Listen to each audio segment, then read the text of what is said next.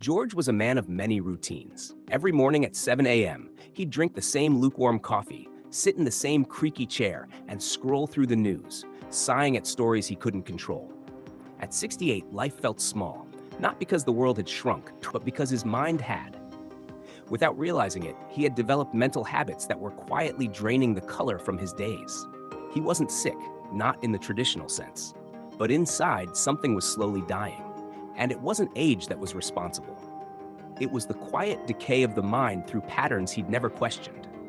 It started subtly. George worried a lot, not just the normal kind. He worried about things that had already happened, things that might never happen, and even things that didn't concern him at all. He'd replay old conversations in his head, dissecting every word, wondering what he could have said better. At night, sleep didn't come easy. His mind ran marathons, overthinking, rehashing, criticizing. He believed this was just part of aging. But in truth, these were mental habits, deeply ingrained ones, that had been wearing him down for decades. One day, while waiting at a pharmacy, George met a woman named Alma. She was 75, with a peaceful glow in her eyes. As they chatted, George confessed how often he felt exhausted for no reason. Alma leaned in and said, "You're not tired because you're old. You're tired because your mind is full of clutter it was never meant to carry." That moment stirred something in George. Could his mental habits be harming him more than anything else? He began to notice things.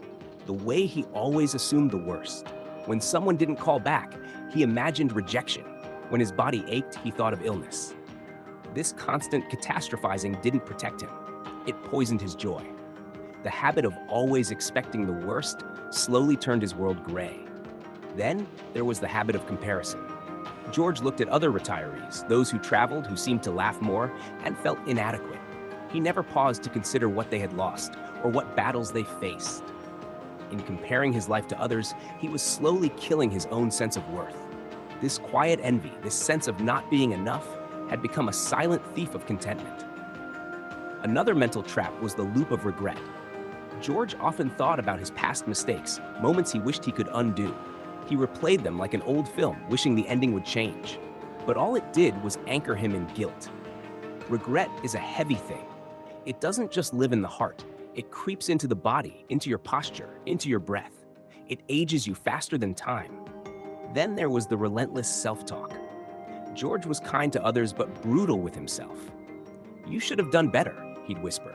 "You're not who you used to be." This inner critic didn't motivate him. It slowly crushed his spirit. Day after day, he unknowingly poisoned his own peace with words he would never say to someone he loved. But something shifted when Alma gave him a small book titled "Change Your Thoughts, Change Your World." It wasn't filled with grand philosophies. It simply asked him to notice his thoughts. The first step wasn't to fix everything, it was just to see it. George began journaling. Each night, he'd write down one thought that made him feel heavy and ask, "Is this helping me live better?" Often, the answer was no, and that awareness alone created space. Space to breathe, space to replace fear with curiosity. Slowly, he practiced letting go, not of problems, but of the mental habits that exaggerated them. He stopped scrolling first thing in the morning. Instead, he sat outside with his coffee, listening to the birds. He reminded himself, not everything needs to be analyzed. Not every silence means something is wrong. Not every flaw needs to be fixed. He learned to say, that thought is not a fact. He learned that not every regret deserves a front row seat in his mind. He learned that life, even in older age, could still be beautiful if the mind was gentle. George wasn't perfect. Some days, the old thoughts came knocking, but now he knew how to open the door without inviting them to stay. He replaced judgment with grace, fear with presence, and self-criticism with self-kindness. To anyone listening, these mental habits don't announce themselves loudly. They slip in quietly, but over time, they steal your joy, your peace, your sense of self. You deserve better. You deserve a mind that doesn't just survive, but allows you to thrive. If this story touched something in you, please take a moment to like this video. Share it with someone who might be silently struggling. And if you believe in healing, wisdom, and emotional truth, subscribe to Evergreen Wisdom. Your mind is your home. Keep it kind, keep it clear, and keep it alive with compassion. because it's never too late to let go of the thoughts that no longer serve you and welcome in the ones that will set you free.